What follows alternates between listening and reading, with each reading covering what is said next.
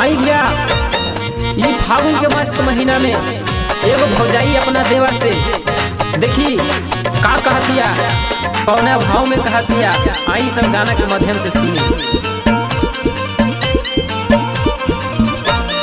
होली में चोली के डोरी खींच देबा का हो, होली में चोली के डोरी खींच देबा का हो, होली में चोली के डोरी खींच देबा का हो, होली में चोली के डोरी खींच देबा का हो,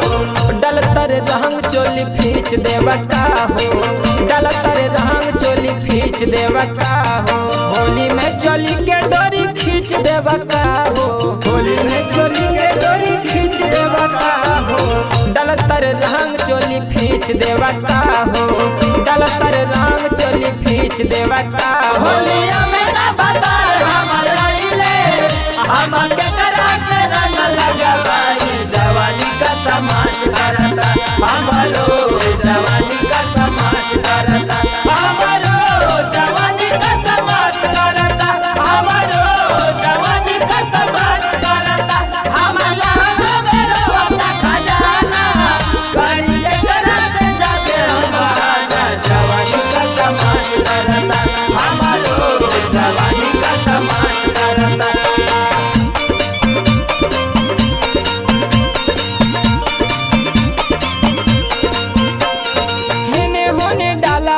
बोली तो हर भाई, बोली तो हर भाई हो, बोली तो हर भाई,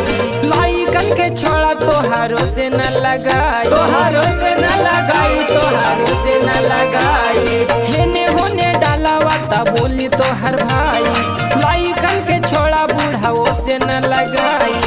भीतरी के चीज में गिरीस देवा का हो, भीतरी के चीज में गिरीस देवा का हो, डल तर रंग चोली खींच देवा का हो, डल तर रंग चोली खींच देवा का हो। भौजी होलिया में डोरी रंगवाला रंग के बड़ा मान करता, भौजी होलिया में चोली रंगवाला रंग के बड़ा मान करता।